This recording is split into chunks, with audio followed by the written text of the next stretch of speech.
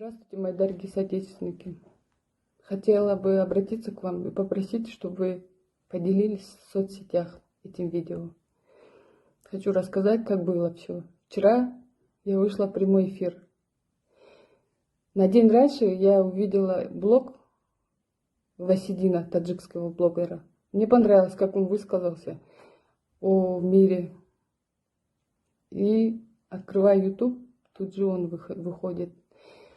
И у меня получилось выйти в эфир. Я не ожидал, так как уже осталось там, уже думаю, буду уже сидеть до конца. Начала высказывать. Я не была готова, у меня речи не было готовой. Я не оратор, не политик.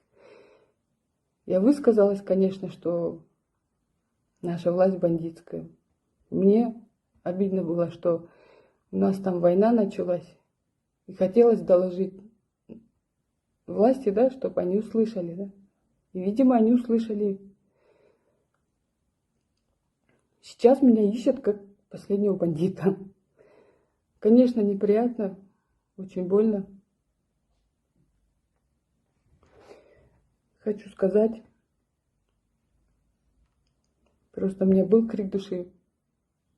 Все, что происходило, происходит и сейчас. Я думаю, сильная власть — это та власть, которая поддержит народ и не будет запугивать, не натравляя людей друг на друга. Я желаю только всем добра и мира. Прошу всех поделиться этим видео. Спасибо вам. До свидания.